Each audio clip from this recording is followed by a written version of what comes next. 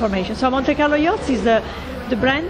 I set up the new company in Italy 3 years ago with the Veneto Group, the #1 player in the world now. And I spent 23 years of my career in the Azimut Veneti Group before leaving.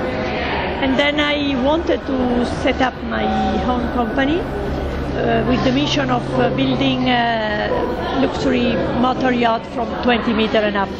At the same moment, Veneto wanted to enter this market because they were already a big player on the market, but they couldn't receive all the advantage of being also protagonist in the big market. So there was a magic combination, and we set up the company in 2008. It was not easy because was the crisis already there, and so Monte Carlo Yachts. We thought a lot yesterday in the conference of the Super Yacht Conference. I explained that.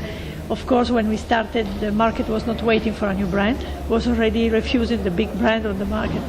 So we decided that we would need to have very strong drivers. So the first driver for us was the design. Of course, I am Italian. Mm-hmm.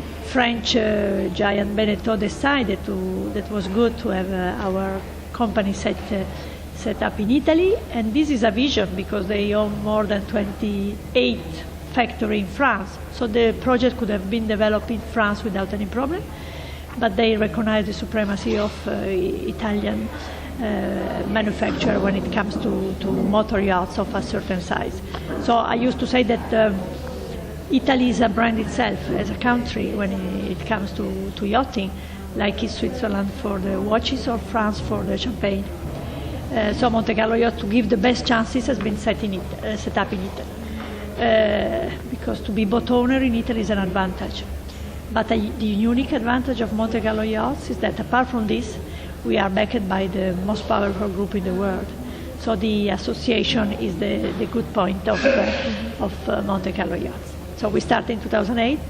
We have built the factory is most probably the state-of-the-art factory in our sector. We have our own milling machine that is the biggest in our sector. We have our 46 meter. We have our own spraying booth that is the ultimate technology in the market. So good start. I precise this because Monte Carlo was already a brand belonging to the Veneto Group, and already was a production in the group for a boat up to 47 foot called the Monte Carlo, quite successful because before starting with Monte Carlo Yachts, Veneto in the size up to 15 meters was already the big player in Europe. Then when they decided, and it was quite natural to grow with the size, also because they saw that the Italian manufacturer, Azimut and Ferretti mainly, they did the biggest part of their balance sheet in the bigger boat. So it was quite natural to move up. So we decided that yachts would have qualified the size of the bigger yacht. So from Monte Carlo up to 47, we decided that Monte Carlo yacht would be from 60 and up, to give a wide range, a full range offer to the customer. So first of all, what I think of Australia, I like so much. So of course I like for Century Cove.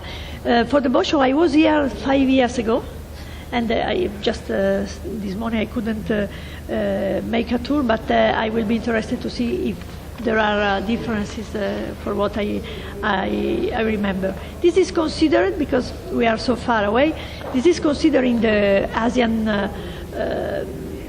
area one of the most interesting boat show.